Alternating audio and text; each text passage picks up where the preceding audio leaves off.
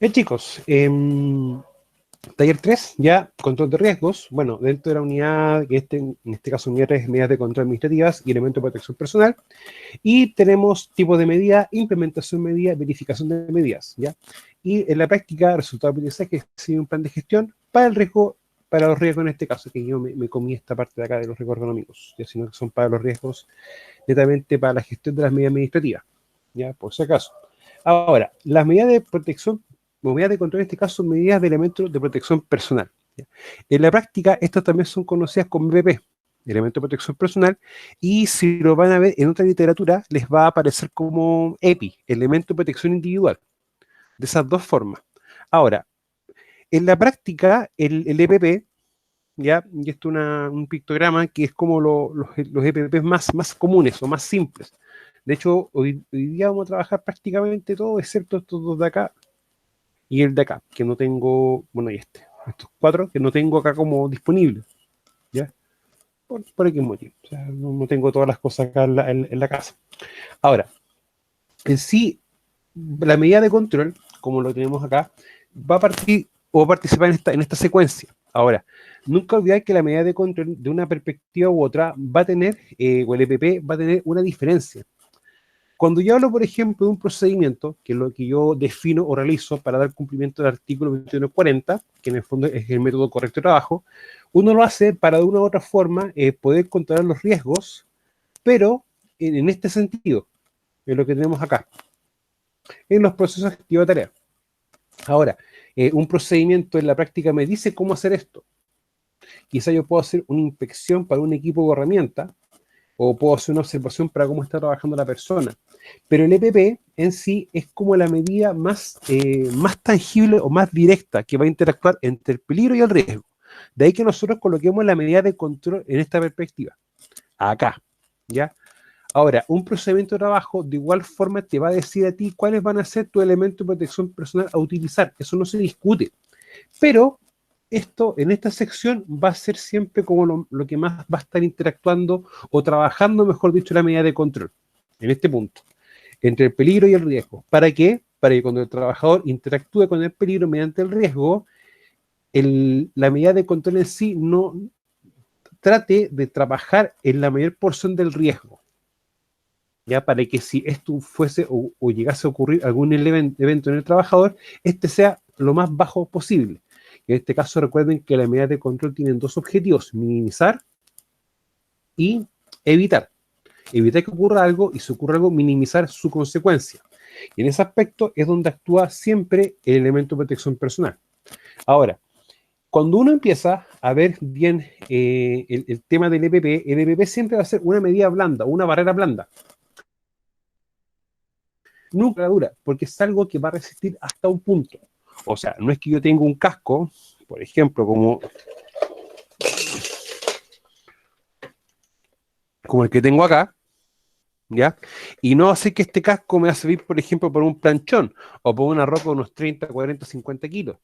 El casco va para objetos livianos, cosas pequeñas, ¿ya? Y que caen más encima a baja altura. Esa es la concepción que uno tiene que tener con respecto al EPP. Ahora, el EPP de una forma u otra tiene características o atributos que lo hacen bien particular. El primero es que tú puedes comprar elementos de protección personal en todas partes, desde estas tiendas que venden artículos para el hogar, desde estas tiendas que tú, incluso en algunos supermercados o en estas tiendas que venden materiales para la construcción, hasta en tiendas específicas que venden elementos de protección personal. Incluso puedes comprarlo por hasta algunas aplicaciones de compra. Estas aplicaciones como las libre,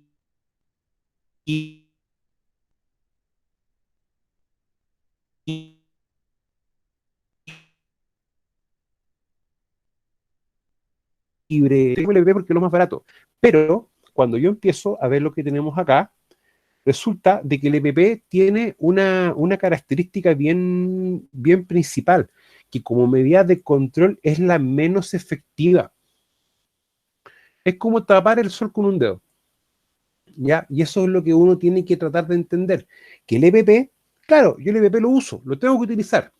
Sin embargo, cuando yo voy a ver qué medida de control voy a aplicar o qué voy a trabajar acá, Chiquillos, por favor, denme un segundito.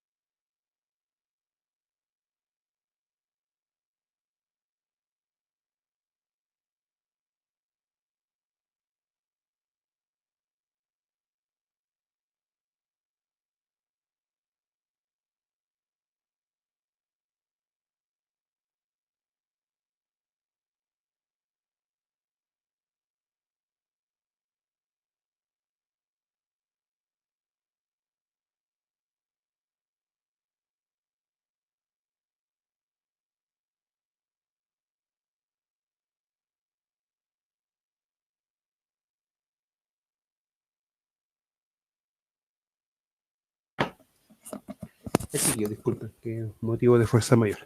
Ahora, claro, el EPP es menos eficiente y de una forma u otra nosotros siempre debemos privilegiar trabajar directamente en la fuente, ya sea con un control de ingeniería, sustituir o eliminar algún parámetro. Pero en la práctica, mientras yo verifico qué debo utilizar, ok, utilizamos el EPP. El problema es que muchas veces se quedan las empresas y algunos colegas se quedan con en el sentido de decir, no, ¿sabes qué? Mientras vemos qué pasa, utilicemos el EPP. Pero ese que vemos qué pasa se mantiene en el tiempo. Y ya el elemento de protección personal pasa a ser un elemento de uso permanente. Ahora, hay actividades que sí o sí requieren que se usen y de manera permanente. Eso no se discute. Pero siempre hay que hacer el ejercicio de poder aplicar las medidas de control de mejor forma, de la forma más lógica, y llegar a utilizar el EPP cuando tenga que utilizarse. Ahora, yo no sé si con estos dos cursos hemos trabajado el concepto del riesgo residual. Yo sé que con uno lo hemos trabajado, que en el fondo es el riesgo que queda cuando yo ya apliqué toda medida de control.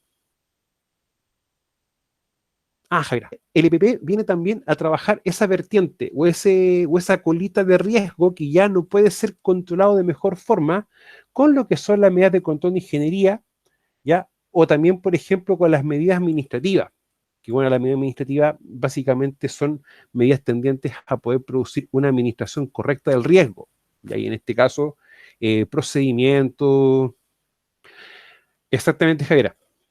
Y ese es el punto. Muchas veces las empresas se confían de que con un EPP, simplemente con un elemento de protección personal, ya, yo voy a tener cero accidente. Ya. Y no es así. O sea, por ejemplo, este pictograma hace referencia a un elemento para detención de caída.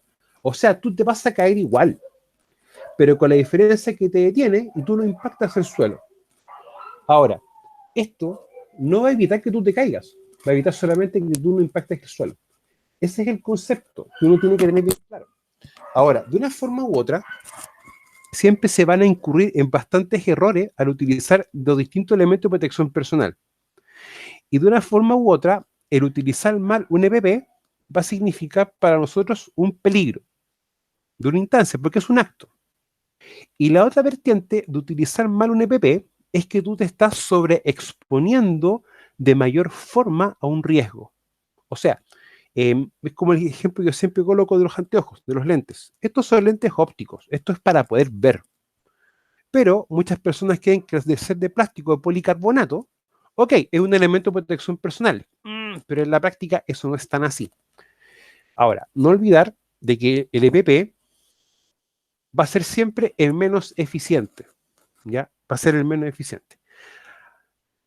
Hay ahora también otra visión del EPP, que muchas veces el riesgo es tan controlado o es tan bajo que el EPP es la medida de control suficiente, ¿ya? Y eso también tiene como doble lectura.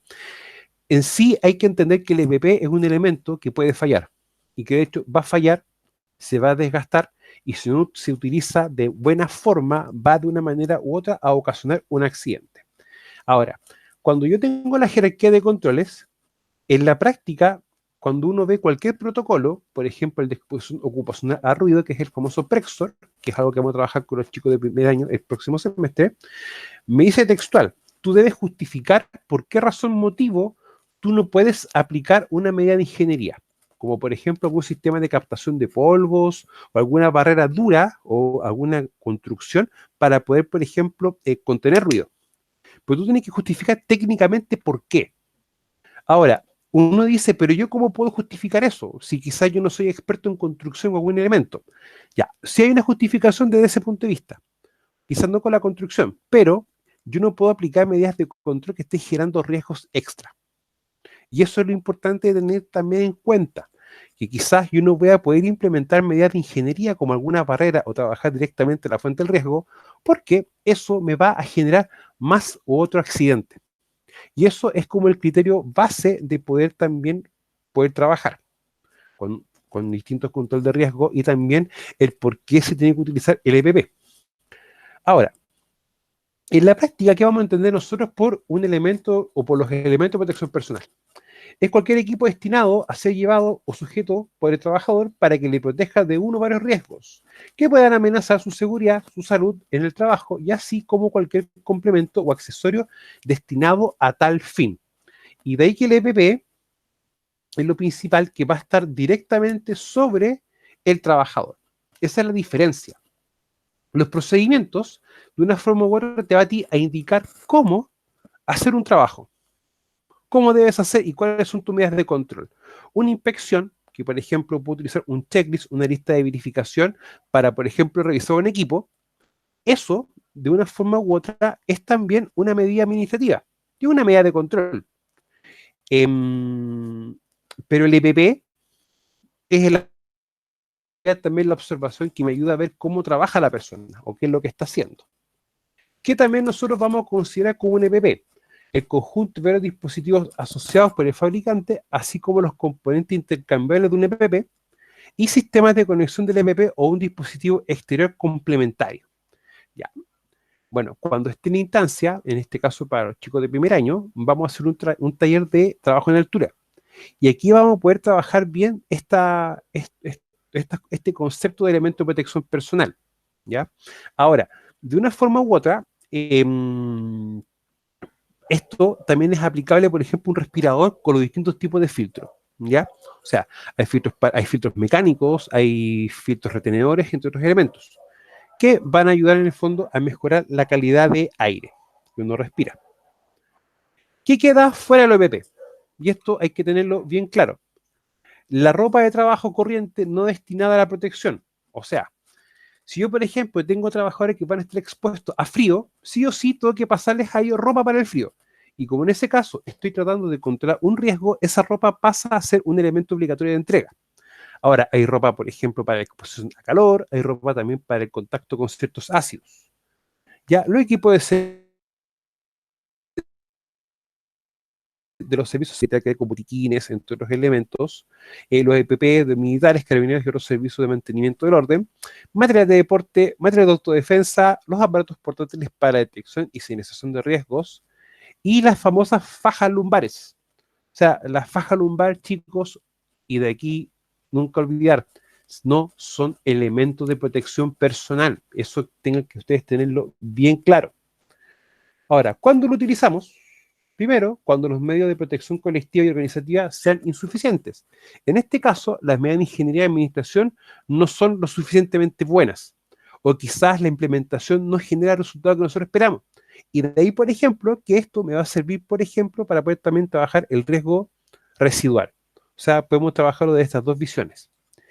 Mientras se implantan las medidas de protección colectiva, que en este caso van a ser medidas de ingeniería, para un riesgo residual, tareas esporádicas y de corta duración, y situaciones de rescate, emergencia o de autosalvamento. Ahora, el EPP es como el cepillo para dientes, es personal. O sea, uno tiene su casco, su respirador, sus guantes. No tiene discusión. Deben ser de tamaño apropiados a cada trabajador, adecuándose a sus condiciones. O sea, de ahí que, por ejemplo, los respiradores los venden en talla S, M y L. Los guantes también los venden en distintas tallas y el calzado también en distintos números, y la ropa específica como que se utiliza como EPP, también se va a vender en distintas tallas, ¿ya? Hay veces que muchas veces les va a costar, por ejemplo, encontrar tallas pequeñas, ¿ya? Pero existen en el mercado, sí, pero a veces no son tan sencillos poder encontrarla de manera tan fácil. Bueno, deben quedar bajo la responsabilidad del trabajador que lo recibe. O sea, yo trabajador me entrega en EPP, si yo lo rompo, a mí el empleador me entrega uno nuevo, pero me lo va a descontar. ¿Ya? Eso es para que ustedes también tengan esa noción. Ahora, en muchas empresas les puede pasar un caso, que ustedes también pueden, por ejemplo, quedar como a cargo de la bodega de los EPP. En cierto aspecto yo lo prefería, porque así tenía un control más específico de qué entraba y qué salía, y qué tenía que ir comprando. Entonces, para que los trabajadores tú le entregas un EPP nuevo, te entregaban el usado o el roto, ¿ya? Para poder también tomarlo en consideración. Bueno, no se deben permitir alteraciones del modelo original, o sea, no se permiten en este caso adulteraciones de un EPP bajo ningún punto de vista. No se debe permitir alteraciones en su normal uso. O sea, por ejemplo, lo que hacen muchos trabajadores a veces en las construcciones, que se colocan un jockey o un gorro de lana y encima el casco. Ya, eso no resulta, ¿ya? Porque en el fondo el casco no va a quedar sujeto a la cabeza, va a quedar sobrepuesto o superpuesto. Y su uso selectivo es obligatorio en el lugar de trabajo. O sea, si por ejemplo en un lugar tenemos nosotros un pictograma que diga, ok, debo utilizar elementos de protección personal en forma permanente, como por ejemplo puede ser algo como esto, tú debes utilizarlo el 100% del tiempo. Ahora, eh, hay un decreto supremo, el famoso 594, que también me obliga a esto, que yo debo señalizar el riesgo al que tengo expuestos los trabajadores y también puede señalizarle las distintas medidas de prevención. Ahora, vamos ya a empezar, chiquillos, a trabajar más un poco en lo que es el concepto de la clasificación de la EPP. La EPP en la práctica vamos a tener protección de cabeza, protección de oído, protección de ojo y cara, o en este caso protección facial, que este de acá es el que más se está utilizando en este último tiempo bajo el contexto de pandemia, protección de las vías respiratorias, protección de manos y brazos, y nunca olvidar que las manos es la parte del cuerpo en la cual más participa o interviene en distintos tipos de accidentes. También protección de tronco y abdomen, protección de pies y piernas, protectores de la piel y protección total del cuerpo.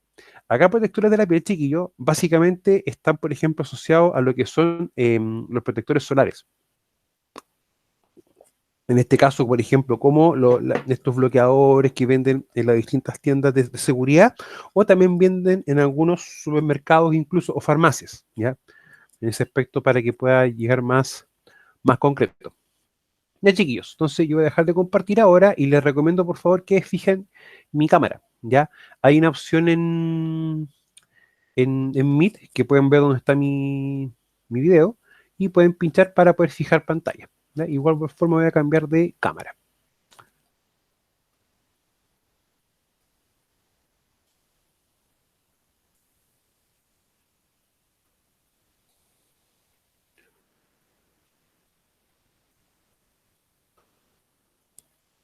Ya. De una forma u otra, chiquillos, cuando nosotros estamos hablando de los famosos elementos de protección personal, siempre van a haber dos elementos, o en la práctica tres elementos, que van a ser los que son como en el fondo los más importantes. Casco, lente y el nunca bien ponderado guante, ¿ya? Que son como que van a ser siempre los elementos típicos o los elementos más comunes que nosotros siempre vamos a tener como los famosos elementos de protección personal. Ahora, razón motivo, porque de una forma u otra, yo no puedo dejar al trabajador sin protección alguna. Ya, no lo puedo dejar descubierto. Por eso es importante siempre tener las distintas protecciones. Ahora, este casco que ustedes están viendo acá, ¿ya? De hecho, muchos saben que este es mi último casco que yo utilicé cuando trabajaba, ¿ya? Y este casco tiene una particularidad, en realidad tiene tres particularidades. Particularidad uno, esta sección que tiene acá. Y esto cumple un objetivo bien en específico, que dejen ver si encuentro el objetivo en específico, que es para esto, un porta lámpara. ¿ya? Que en este caso es una lámpara de tipo inalámbrica, ¿ya? Que en el fondo no utiliza batería por cable, sino que tú solamente la conectas en la sección de acá. Ahora, esto está construido de manera tal que si el casco se da vuelta o va a tener distintos ángulos, no se va a caer. La otra particularidad que tiene el casco es la siguiente, lo que tenemos acá. Hay ciertas lámparas que no son inalámbricas, son alámbricas. Por lo tanto, va a pasar un cable, que el cable pasa por la sección de acá y se conecta a una batería, que esa batería va siempre en un cinturón a nivel de la cintura. Ahora, la otra particularidad que tiene es esto que ustedes ven acá. Estas famosas cintas reflectantes. Razón motivo porque este casco yo lo habilité para poder trabajar en faena de tipo subterránea. Por eso que tiene una lámpara minera y por eso de que tenga esta cinta reflectante. Ahora, los cascos de seguridad en la práctica van a tener distintas clasificaciones. Y las clasificaciones vienen dadas, primero que todo, por la resistencia a los golpes y también por el voltaje al cual pueden ser estos sometidos. Para que ustedes también lo tengan bien claro. Ahora, una componente, esto va a ser siempre el cuerpo del casco, que en este caso es un casco de plástico. Hay otro tipo de casco que son de fibra de carbono, ¿ya? Esos se utilizan en fundiciones, ¿ya? Porque en este caso van a aguantar mucho más el calor. Si esto yo lo someto, por ejemplo, a una fundición de cobre, donde tengo temperaturas sobre 1000 grados, y estoy expuesto mucho tiempo, lo más probable es que esto se derrita.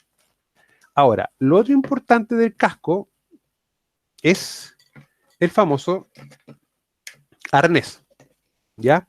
Ahora, ¿por qué el arnés es importante? Porque de una forma u otra tú te colocas el casco y tu cabeza no va a estar en contacto directo con la estructura del casco, sino que vas a tener el arnés. Ahora, el arnés, ¿cuál va a ser una de las funciones que va a cumplir? Es que cuando tengamos un golpe en el casco en sí, va a absorber parte de la energía, ¿ya? Para que no te pegue a ti de manera directa en tu cabeza, o por lo menos si va a hacerlo, el casco cumple la función que va a ser absorber energía. Lo otro importante del casco es la otra función del arnés en sí es que permita poder ajustar el casco a la persona. Ahora, los cascos también se venden por tamaños, ¿ya? En muchas empresas los cascos también hacen referencia, por ejemplo, a los cargos, ¿ya? Siempre muchas veces los cascos blancos son de supervisión y en otras empresas los cascos, por ejemplo, verdes pueden ser de mantención, ¿ya? Y así sucesivamente. Lo otro importante del casco en sí es esta otra estructura, que es un accesorio que se puede colocar, ¿ya? Que no es solamente de la marca que muestra acá, sino que vienen de varias marcas. ¿Para qué? Para que tú el casco lo puedas fijar a tu cabeza, ¿ya? Y así si tienes un golpe o te caes de lado, el casco no salga de tu cabeza. Y lo otro importante también en este casco es esta sección que nosotros tenemos acá. Ahora, en una parte, el elemento de protección personal en este contexto no solamente va a trabajar en protección de cabeza, sino que también al colocar este accesorio, que esto es un áfono, ¿ya? Va a también trabajar en el sentido de la famosa protección auditiva. O sea, esto es un fono de copa, el cual se adosa al casco. Y acá nosotros tenemos un áfono de cintillo, ¿ya? Que permite utilizarlo, pero no necesariamente con un casco, ¿ya? Ahora tenemos este formato y tenemos también este otro formato. Diferencias entre ambos, básicamente que el cintillo es de metal, a diferencia de este que es de plástico. Ahora, mí siempre me hace una pregunta y es cómo yo sé que esto no están sellando bien. Ya. Fíjense, cuando hago este ejercicio, la goma baja o se queda prácticamente en su lugar, ¿no es cierto? Sí. Sí. Pero si hago lo mismo con la goma baja completamente. Ya. El primer indicativo para ver si hay que darlo debajo, cambiarlo, es que las esponjas sellantes ya no bajan, quedan fijas. Por lo tanto, cuando tú te lo colocas en tus oídos, no vas a fijar bien. Y lo otro también es la tensión de esto. Cuando uno nota que no aprieta lo suficiente... Ah, ya, voy a explicar eso, Javiera. ¿Cómo se llama? Cuando tú ya sientes que no aprieta, y lo otro, cuando tú te das cuenta que al colocarlos, igual estás escuchando un nivel de ruido, como si no lo tuvieses puesto. Ya. Javiera, mira, en la práctica no es que el casco o que los fonos se utilicen arriba. Pasa lo siguiente, si yo, por ejemplo, no estoy utilizando el casco, o sea, perdón, estoy utilizando los audífonos, estos van a quedar sueltos. ¿Y qué hacen mucho? Hacen lo siguiente. Lo apretan para que estos no se muevan. Ah, el de cintillo. Bueno, eso es locura. Porque en la práctica, si te das cuenta, no va a quedar algo así. No, no tiene esa lógica, ¿ya? Ahora, terminando lo que quería explicarle, muchas personas utilizan el audífono de esta manera. Lo colocan así. ¿Para qué? Para que las gomas no se aprieten contra el casco, la parte plástica, y esto no pierda su sello. ¿Ya? Para poder también tomarlo en cuenta. Ahora, tenemos un casco que es para protección de cabeza y tenemos esto que es para protección auditiva. En la práctica, lo que también muchos hacen, cuando utilizan el casco y dejan los fonos de esta manera, le colocan el gorrito de monja, o ese más famoso gorro legionario. ¿Para qué? Para evitar que esto se llene de polvo. Eso es lo primero, ¿ya? Chicos, hasta este punto, ¿tienen ustedes alguna duda o consulta o algo que no se entienda bien?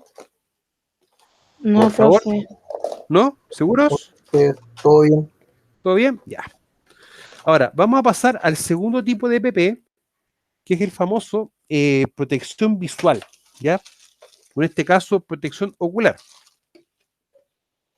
Ya. Cuando uno habla de protección ocular, de una forma u otra, tenemos los famosos o las famosas gafas de protección. Ya que si ustedes se dan cuenta, acá hay como varios tipos o varias clases. Ya. En primera instancia, yo soy cortovista. ¿Ya? Yo en el fondo sin lente veo formas, pero no distingo detalles. Por lo tanto, a mí este tipo de lente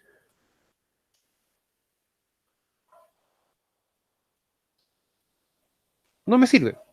Y no es mala onda, porque si me lo coloco encima del lente, es como que no queda algo lógico. ¿Ya? No sirve en este caso. Pero resulta de que si yo no utilizo mis lentes, no puedo Operar. no puedo trabajar.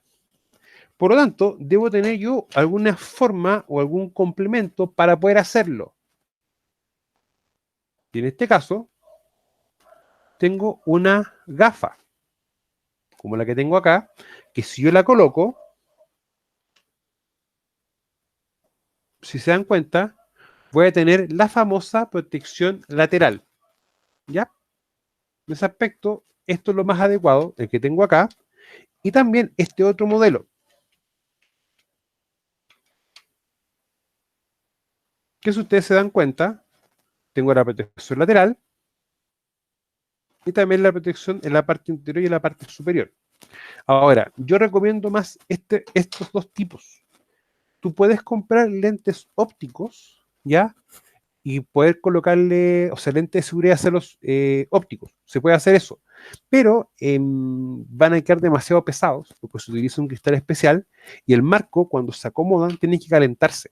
Por lo tanto, tú puedes estar trabajando y ¿qué puede suceder? Se puede caer el vidrio. No va a cumplir la lógica que debiese tener. Ahora, valores de esto debe estar costando, IVA incluido, no más de 1.200 pesos. Y más IVA incluido, nos está costando más de 1.400 pesos.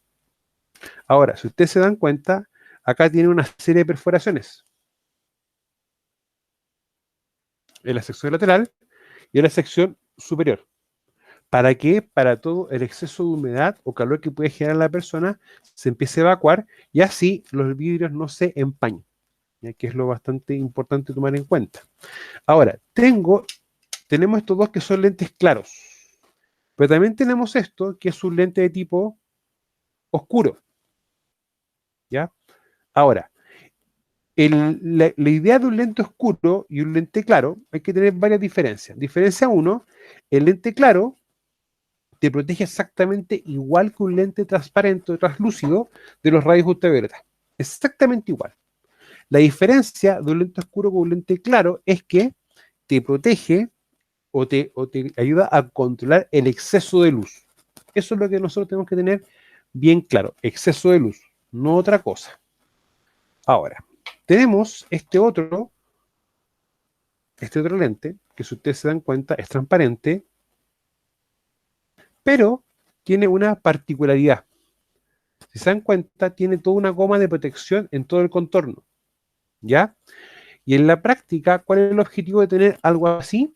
Es poder tratar de ayudar a que no entre un exceso de tierra o de material particulado por el contorno del lente. En el fondo, una protección mayor al ojo, ya que por lo general si uno le entra una basura o una mugre o alguna partícula de tierra, hay un acto reflejo que es rascarse el ojo, ¿ya? Y el ojo en sí es prácticamente equivalente a un glóbulo una esfera de cristal. Por tanto, no es recomendable poder rayarla. Ahora, protección de cabeza, que la protección de cabeza en este contexto puede ser mixta y ayudar a poder colocar un dispositivo para poder escuchar un nivel más bajo en cuanto a ruido, por ejemplo, y también la famosa protección visual. Ahora, existe también otro tipo de protección visual y protección facial, que son los famosos escudos, como el que tenemos acá, ¿ya? Ahora, esa es una versión y también tenemos esta otra versión. Y esta versión está hecha ¿para qué? Para poder colocarla sobre un casco, ¿ya? Para eso está construido este. O sea, me coloco el casco y sobre esto lo coloco y así tengo una protección a la salpicadura o a ciertos elementos, ¿ya? Ahora, esto es plástico y esto es blando, no es tan duro. Por lo tanto, uno no puede esperar que esto tenga quizás un nivel de protección más complejo, ¿ya? Para poder dar esa característica. Hay un sistema que es para también protección auditiva, como esta, pero que es como una especie de cintillo que se coloca alrededor de acá y trata de hacer el mismo sistema de fijación como el que tenemos acá. Eso existe sí, pero no es tan común verlo. Hay un contexto en que se utiliza mucho, pero por ejemplo, que es para el contexto de fundiciones, cuando tenemos un casco de tipo de fibra de carbono. Esos cascos no vienen diseñados para poder colocar un accesorio como esto, o como una lámpara. Ahora, tenemos la famosa protección visual, que en este caso es para salpicaduras, ¿ya? Y esto lo está utilizando en una cantidad muy importante lo que es personal sanitario, básicamente porque ayuda a proteger de una forma u otra que evitar el contacto de alguna partícula con cierta o de saliva que pueda tener alguna cantidad de COVID para poder contagiar a otra persona, ya que en el fondo esto es complementario a la mascarilla, ¿ya? ¿Y por qué digo complementario? Me ha tocado ver muchas personas que andan a veces en la calle o en algún lugar que solamente tienen esto y dicen, no, si con esto es lo mismo que la mascarilla. No, no, la mascarilla en este caso tiene el medio de filtrante y el medio de contención para los distintos aerosoles, que es lo que en el fondo uno genera cuando uno está hablando muchas veces. Ahora, la mascarilla va sí o sí y esto va a ser complementario. ¿Para qué? Para ayudar en el fondo a detener o a contener la mayor cantidad de cosas posibles. Ahora, tenemos esto que en el fondo va sobre la cabeza de la persona y que no tiene más objetivo que eso. Sin embargo, podemos tener un caso de un elemento de protección que va a poder cumplir en ese aspecto dos objetivos. Esta famosa full face o respirador de rostro completo, ¿ya? Y recordar también que tenemos los famosos respiradores de medio rostro. Rostro completo, medio rostro. Diferencia entre ambos, primero, factor de seguridad, protege más que este. Segundo, este está diseñado para el trabajo con sustancias tóxicas, o sea, sustancias que en cantidades muy específicas pueden producir la muerte de un trabajador en concentraciones muy pequeñas, ¿ya? O pueden producir un daño importante en el trabajador al estar expuesto a cantidades bien pequeñas, ¿ya? Ahora, esto no solamente te va a brindar protección respiratoria, básicamente por la sección de acá y en el área que podemos con nosotros colocar los distintos filtros, ¿ya? Sino que también está hecho de un material resistente. ¿Para qué? Para poder trabajar con el tema de los impactos, ¿ya? Y eso es una diferencia también, chiquillos, a la hora de poder elegir los distintos elementos para lo que es la famosa protección visual o protección de ojos. Existe una norma, que es la norma ANSI, perdón, la Z27.1. Y esa norma ANSI es súper importante para lo que respecta a lo que es protección visual. Razón, motivo. ¿Alguno de ustedes ha visto cómo se rompe un vidrio, chiquillos? ¿Sí? Y los vidrios siempre se van a romper en el sentido del golpe, ¿no es cierto? O sea, acá tengo un vidrio, el sentido está acá, se va a romper en ese sentido. ¿Ya? Ahora, ¿por qué la cosa de referencia? Porque en la práctica, cuando se van a probar estos distintos elementos, la norma ANSI que me dice que a cierta altura debe caerse un elemento, ¿ya? Y este va a impactar y tiene que contenerlo.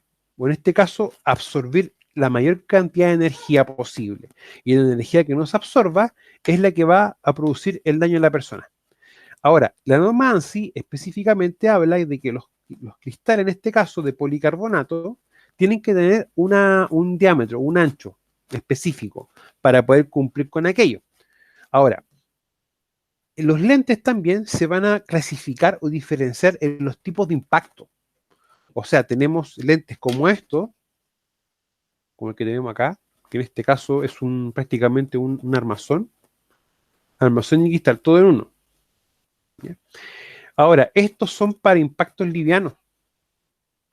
Estos son para impactos livianos, no son para otra cosa. Razón, motivo, porque la misma estructura que contiene el cristal también contiene al marco. Los lentes de impactos medios o alto impacto, en la práctica, el cristal va a ser independiente de la estructura de marco.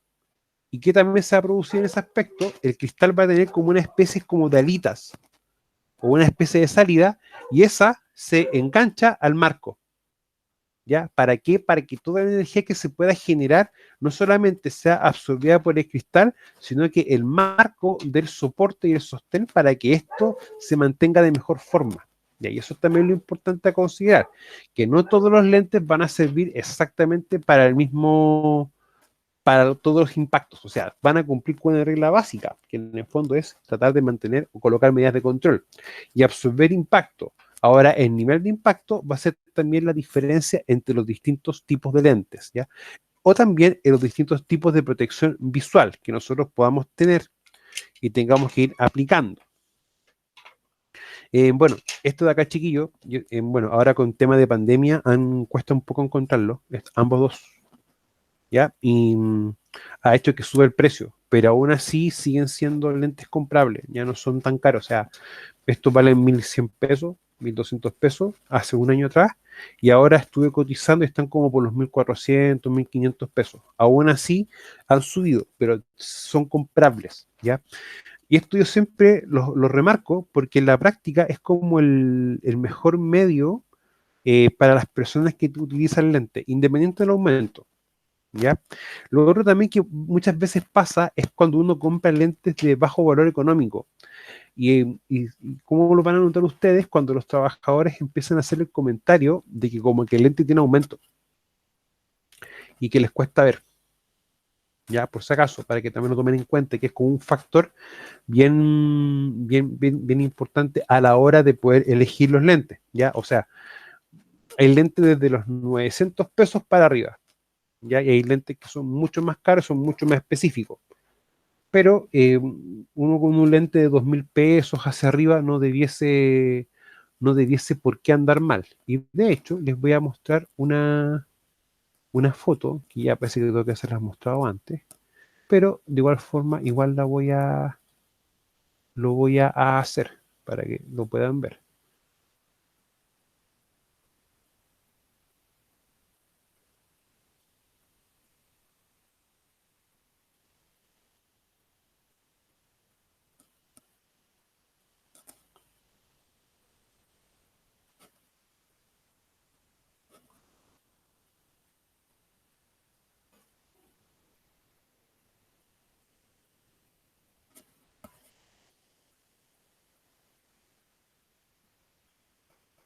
Ya, este lente que tenemos acá, chiquillo, primera cosa, si se dan cuenta, tenemos un anteojo y tenemos un marco en sí. Ya, la idea de este tipo de lente es que parte de la estructura o del golpe no sea netamente absorbido por el cristal, sino que también el marco ayuda a eso o contribuye a aquello. Ahora, este tipo de lente no tiene un valor superior a los 4.000 pesos. O sea, con un lente no excesivamente caro, yo puedo cumplir mi objetivo. Y en este caso es aplicar este tipo de una medida de control más concreta para este caso en específico. Ya acá tenemos un tema específico de proyección de partículas o proyección de elementos. Y esto corresponde a un disco de corte, ya que no es normal que un disco de corte salga así fragmentado. Ahí tiene que haber pasado algún otro evento o alguna otra situación que nos explique por qué sucedió aquello. Ahora, lo otro a tomar siempre en consideración es no solamente preocuparnos de lo que es protección de cabeza, protección de oídos y protección de vista, ¿ya? Sino también lo otro que para mí es bastante importante, que es la famosa protección de manos, ¿ya? Y para eso sí nos vamos a detener nosotros un poquito. ¿Ya? Guantes. Ustedes ven acá que hay distintos tipos de guantes, ¿ya? Vamos a partir por como los dos guantes que siempre se utilizan más.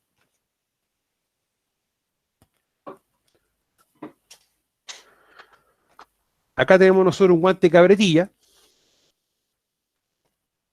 como que ustedes están viendo, y acá tenemos un guante de nitrilo, ¿ya?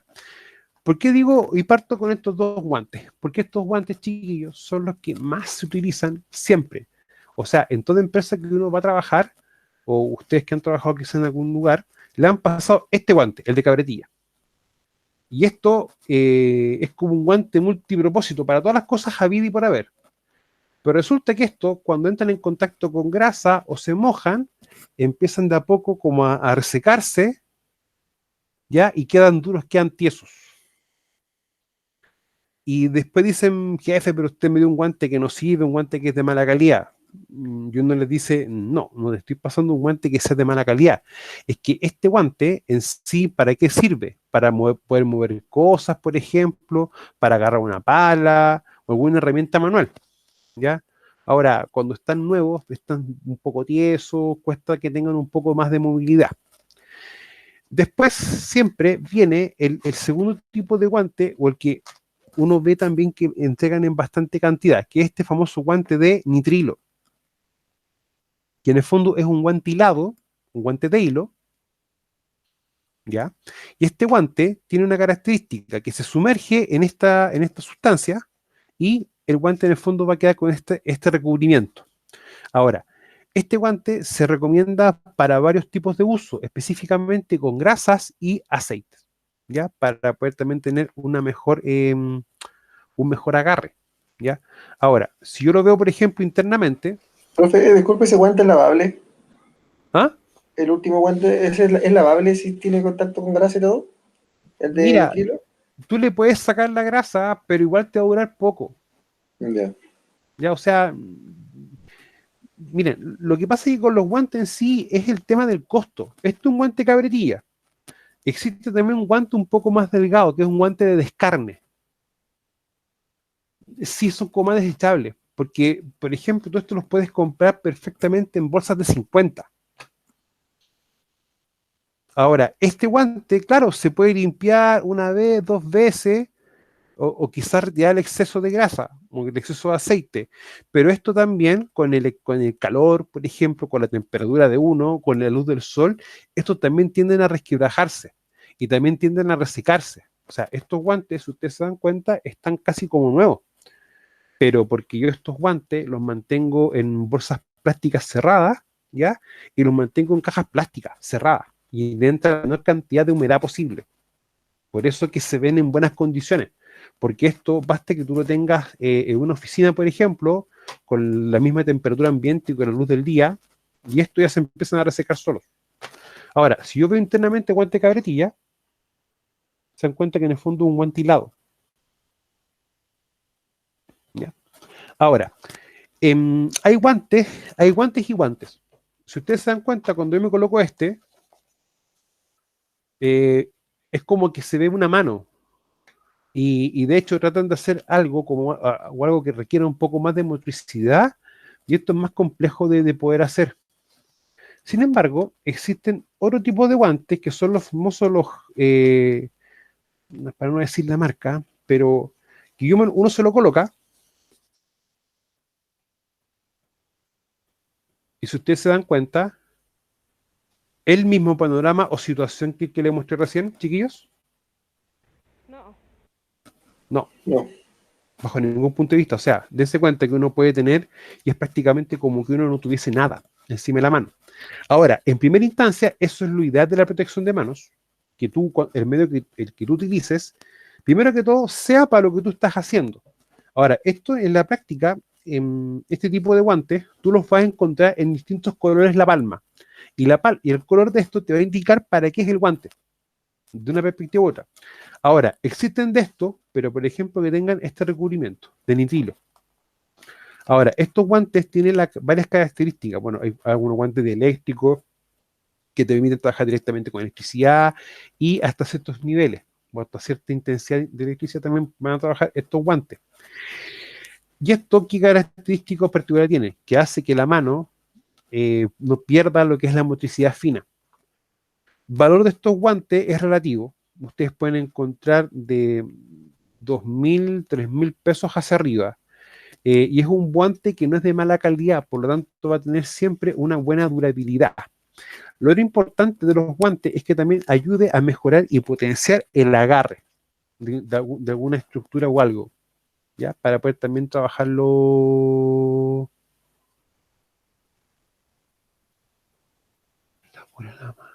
Javiera, ¿puedes traducir eso que no se entiende? Lo que colocaste ahí, por favor. Ya. Ahora, lo ideal para mí la protección de mano. Ah, ya. Miren, hay de varias marcas. Hay unos, por ejemplo, que son morados, unos que son negros, unos que son verdes, unos que son también azules o celeste. Pero repito, los colores van a estar directamente en relación a la gente también que vamos a trabajar. Y lo ideal del guante es que sea un complemento de la mano. Entonces tenemos este de cabretilla y este de acá, que son básicamente los que más se utilizan. Ahora, por el contexto de pandemia,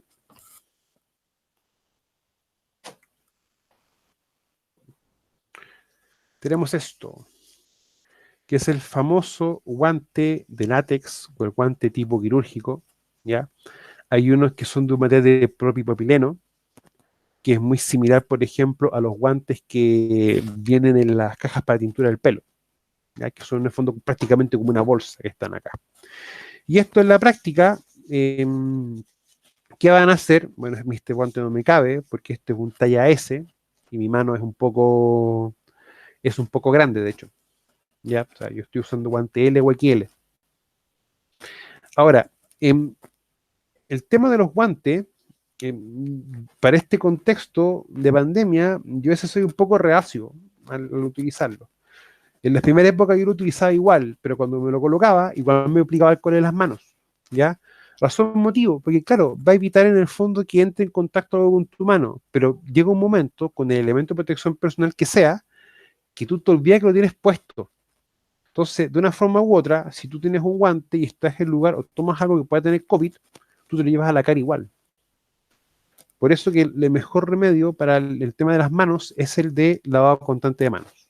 Ahora, claro, los guantes uno puede decir, perfecto, si yo entro con un contacto de elemento cortante punzante, como por ejemplo con este guante, entro con un cuchillo, por ejemplo, el guante se corta y la energía que el guante no absorbe es lo que me va a cortar mi mano. Perfecto. Pero los guantes también van a implicar que nosotros también tengamos que tener ciertos, ¿cómo decirlo? Como ciertos cuidados, específicamente con nuestras manos, ¿ya? O sea, estos guantes, por lo general, estos de acá, los desechables, vienen adentro con un talco. ¿Para qué? Para poder absorber humedad y que esto no produzca un daño mayor o una irritación mayor en la piel. Y en el fondo se seque. Ahora, llega un punto tal en el que la piel está tanto tiempo húmeda y con tanto agente secante que la piel se empieza a resecar. No sé si a quién le ha pasado eso.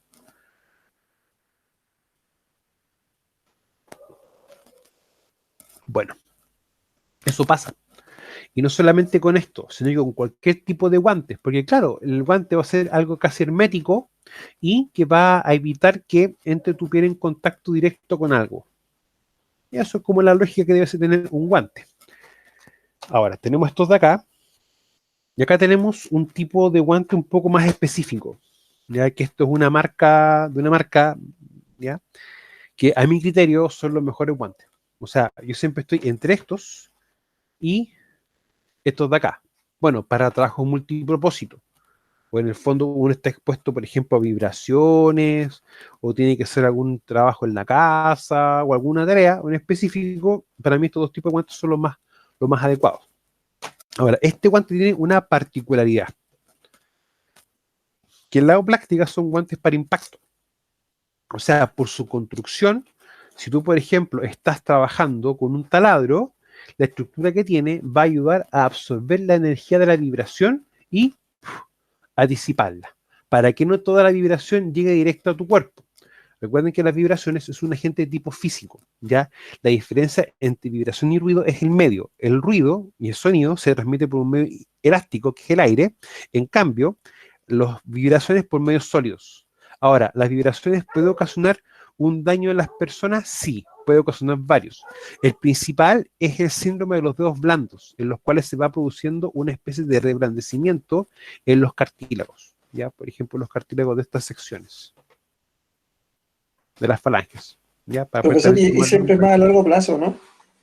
Sí, po, es a largo plazo. O sea, siempre lo que es, por ejemplo, en ese caso puntual, pero ojo, no tan a largo plazo, una buena, una cantidad de meses, ¿ya?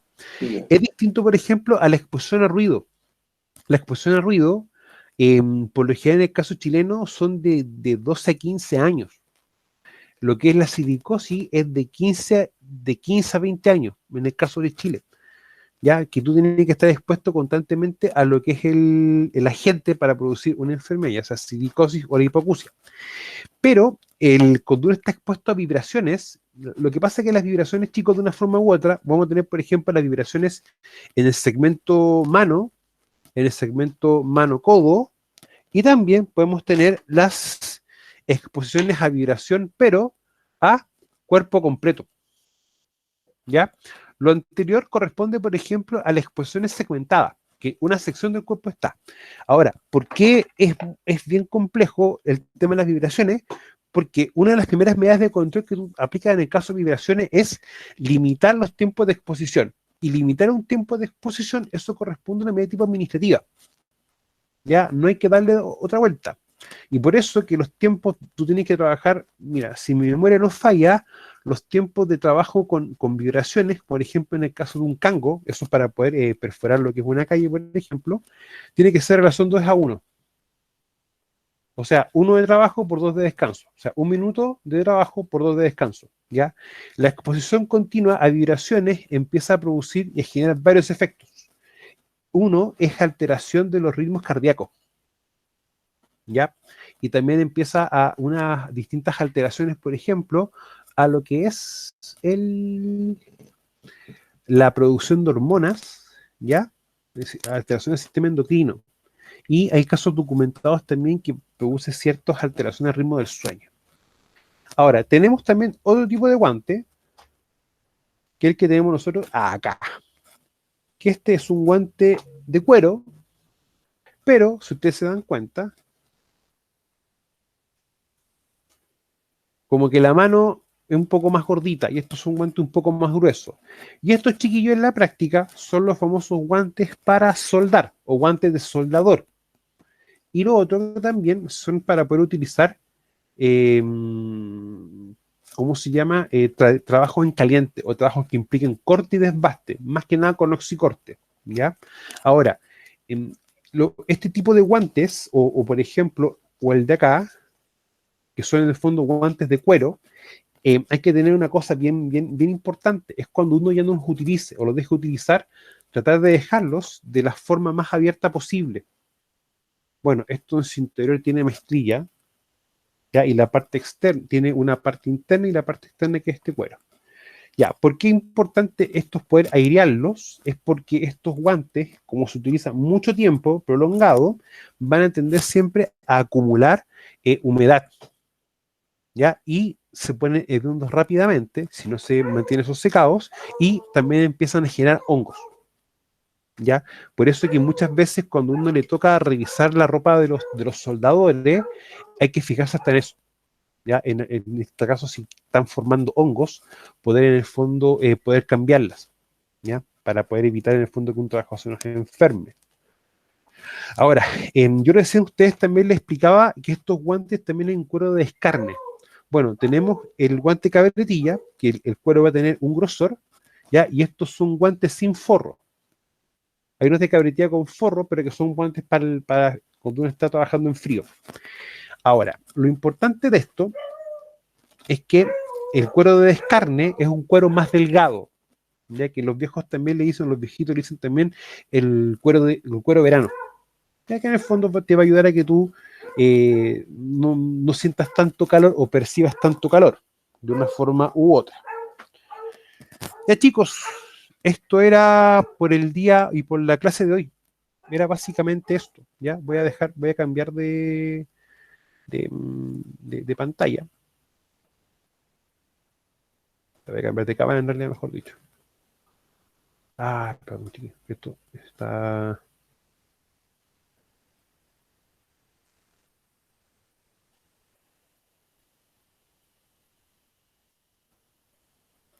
Ya.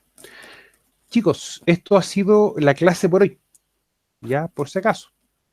Ahora, pregunta, ¿tienen ustedes alguna duda o consulta que les pueda surgir?